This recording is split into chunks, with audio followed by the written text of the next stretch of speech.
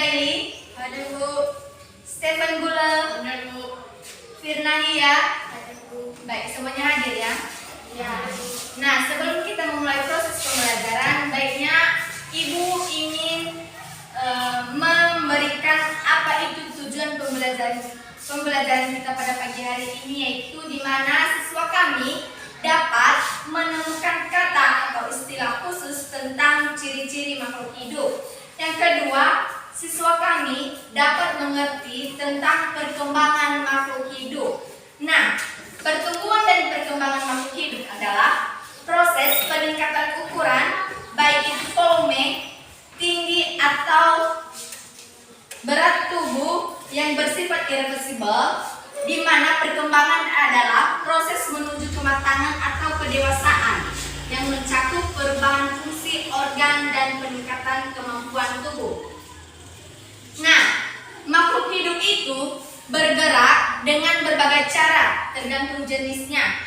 Manusia dan hewan di darat menggunakan kaki mereka dan berlari dan melompat. Hewan di air mereka menggunakan sirip mereka untuk berenang, sedangkan burung di udara menggunakan sayap untuk terbang. Dan kalau dia tumbuhan, dia bergerak dengan melakukan gerak nasti, tesis atau tropisme, yang berarti berpindah tempat tetapi perubahan posisi atau bentuknya tetap sama. Nah, di sini Ibu punya gambar tentang sistem gerak pada hewan, di mana kuda, sapi, ayam, kambing, dan juga anjing merupakan hewan darat yang bergerak menggunakan otot dan rangkanya, terutama kaki. Yang kedua yaitu burung, di mana dia menggunakan sayapnya untuk terbang. Dan yang ketiga itu ikan bergerak menggunakan siripnya. Baik, Ibu punya pertanyaan. Tumbuhan itu bernapas melalui dua cara. Apa itu? Siapa yang bisa menjawab? Yang pertama, melalui stomata paru-paru pada daun. Yang kedua, melalui lentisel pori-pori pada batang. Baik, duduk silakan. Berikan tepuk tangan. Betul sekali, tumbuhan itu bernafas melalui stomata atau pori-pori pada daun dan lentisel atau pada pori-pori batang. Stomata dan lentisel itu berfungsi sebagai jalur masuknya oksigen dan keluarnya karbon dioksida, di mana tumbuhan membutuhkan oksigen untuk respirasi seluler dan menghasilkan karbon dioksida sebagai produk sampingnya. Nah, di sini Ibu punya contoh umum mengenai cara tumbuhan itu bernafas, di mana stomata itu berfungsi untuk pertukaran oksigen menjadi karbon dioksida. Yang kedua yaitu lentisel atau pori-pori batang, yang disebut dengan alat pernafasan ini berguna untuk keluar masuknya udara luar untuk melewati lapisan gabus. Nah, Ibu punya pertanyaan lagi. Apa itu ciri-ciri makhluk hidup? Ya, Andika berdiri. Yaitu meliputi pernapasan, tumbuh dan makan dan minum, merasa dan menanggapi rasa. Baik, silakan duduk. Berikan tepuk tangan Andika. Ciri-ciri makhluk hidup itu meliputi pernapasan, membutuhkan nutrisi, bergerak, dan bereaksi dengan rangsangan, tumbuh dan berkembang, bereproduksi, dan mengeluarkan zat sisa.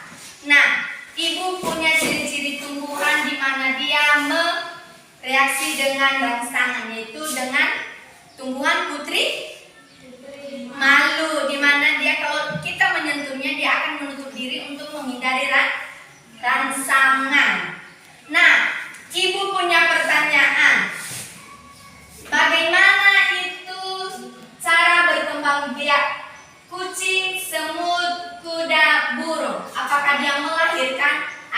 bertelur? Siapa yang bisa menjawab? Oke.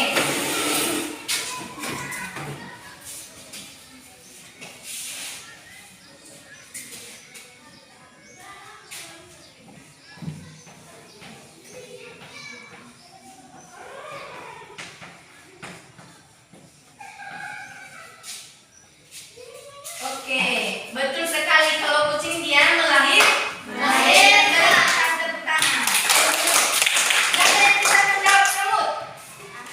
Ayo, ke depan.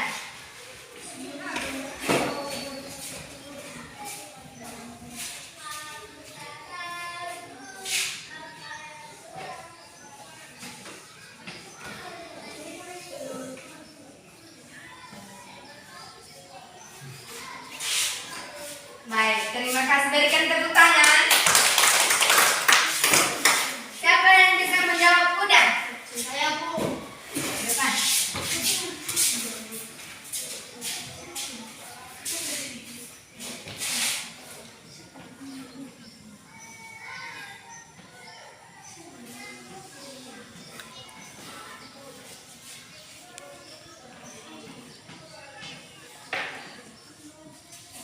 Terima kasih. Berikan tepuk tangan untuk Rehan. Siapa lagi yang bisa menjawab burung? Oke, ke depan.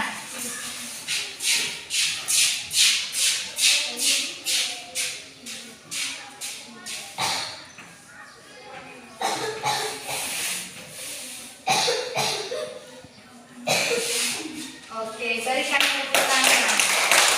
Nah, cara berkembang biak hewan itu ada dua, yaitu melahirkan dan bertelur. Cara berkembang biak hewan meliputi dua, yaitu secara generatif atau melakukan perkawinan. Yang kedua yaitu vegetatif atau tanpa perkawinan. Nah, ibu punya contoh cara berkembang biakan secara generatif, yaitu meliputi tiga: ovipar, vivipar, dan ovivipar. Di mana ovipar yaitu hewan yang berkembang biak dengan cara bertelur. Yang kedua yaitu vivipar, di mana hewan yang berkembang biak dengan cara melahirkan atau beranak. Yang ketiga yaitu ovivipar, yaitu hewan yang berkembang biak dengan bertelur dan beranak. Nah, ibu punya contoh hewan yang berkembang biak secara vegetatif, di mana itu meliputi tunas, fragmentasi, dan membelah diri untuk memperbanyak dirinya. Di mana itu dari mulai tunas atau hidria, mulai tumbuh, kedua fragmentasi, dan yang ketiga itu sedang membelah diri untuk memperbanyak sel tumbuhan. Nah, ibu punya pertanyaan. Ada dua cara tumbuhan, ada dua cara hewan untuk berkembang biak. Siapa yang bisa? Oke, diri. Satu, secara generatif atau melalui perkawinan. Dua, secara vegetatif atau tanpa melakukan perkawinan. Betul sekali, berikan tepuk tangan. Nah, kesimpulan materi kita pada pagi hari ini yaitu sikap yang harus kita lakukan supaya keberagaman makhluk hidup terus tumbuh dan berkembang, yaitu dengan satu, tidak berburu liar. Kedua, memelihara hewan peliharaan agar tetap sehat dan bergerak dengan baik. Ketiga yaitu memelihara peliharaan dengan cara memberi makanan agar hewan dapat tetap hidup dan dapat berkembang dengan biak. Nah, begitulah proses pembelajaran kita pada pagi hari ini. Semoga anak-anak kami dapat memperdalam pengetahuannya tentang perkembangan dan pertumbuhan makhluk hidup, di mana kita harus menjaga kelestarian lingkungan kita. Nah, siapa yang bisa memimpin kita dalam doa?